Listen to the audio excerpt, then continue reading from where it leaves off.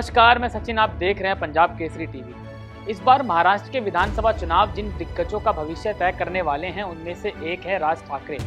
बीते कई सालों से राज ठाकरे की पार्टी सिर्फ एक विधायक वाली पार्टी बनकर रह गई है, लेकिन इस बार के चुनावों में वे पार्टी को पुनर्जीवित करने के लिए अपनी पूरी ताकत लगा रहे हैं। कभी मराठीवाद तो कभी हिंदुत्ववाद, कभी नरेंद्र मोदी का समर्थन तो कभी उनका विरोध, कभी उत्तर भारतीयों के खिलाफ जहर उगलना तो कभी किसी उत्तर भारतीयों को पार्टी का महासचिव बना देना।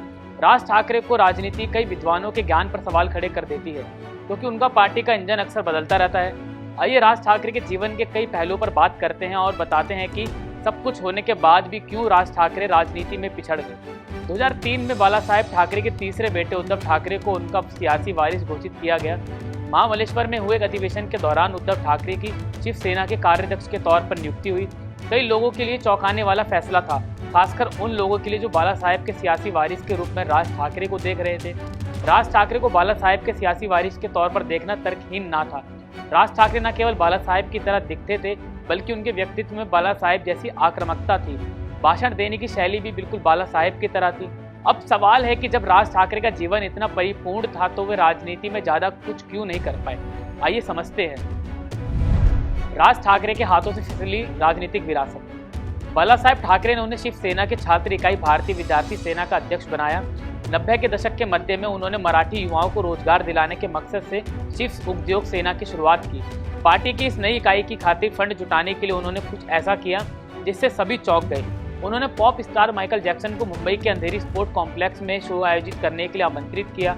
राज ठाकरे का यह फैसला शिवसेना की छवि से मेल नहीं खा रहा था। एक तरफ शिवसेना पश्चिमी संस्कृति के विरोध के नाम पर वैलेंटाइन डे मनाने वाले प्रेमी युगलों को पीटती थी, तो दूसरी तरफ उसी की ओर से माइकल जैक्सन को बुलाया जाना बड़ा विरोधाभास था। राज ठाकरे के जीवन में कीड़ी कांड के बाद बड़ा तूफान आया, जिससे कि उनके सियासी सफर की दिशा बदल गई। रमेश कीड़ी नाम के एक शख्स से राज ठाकरे का एक बिल्डर दोस्त दादर की हिंदू कॉलोनी में घर खाली कराने के लिए दबाव डाल रहा था, लेकिन कीड़ी घर खाली करने को तैयार नहीं था। 23 जुलाई 1996 को पुणे के एक सिनेमा घर में उसकी लाश बरामद हुई। रमेश कीड़ी की मौत ने महाराष्ट्र की राजनीति में भूचाल ला दिया। भले ही राज ठाकरे जेल न गए हों, लेकिन इस विवाद के बाद से शिवसेना में उन्हें दरकिनार किया जाने लगा। यही वो मोड़ था जब उद्धव ठाकरे ने पार्टी पर अपनी पकड़ मजबूत करना शुरू कर दी थी।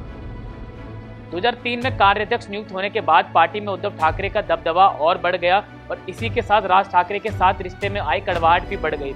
उद्धव ठाकरे ने अपने भरोसेमंद लोगों को एक घेरा बना लिया और वही गिने चुने लोग सारे फैसले लेते थे।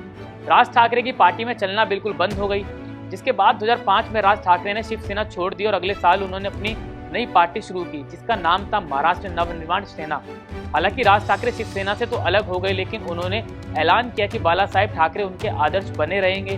2009 के विधानसभा चुनावों से पहले राज ठाकरे के कार्यकर्ताओं ने उत्तर भारतीयों के खिलाफ खूब हिंसा की और महाराष्ट्र के कई शहरों से उत्तर भारतीयों को पलायन करना पड़ा। भड़काऊ भाषण देने के आरोप में राज ठाकरे की गिरफ्तारी भी हुई।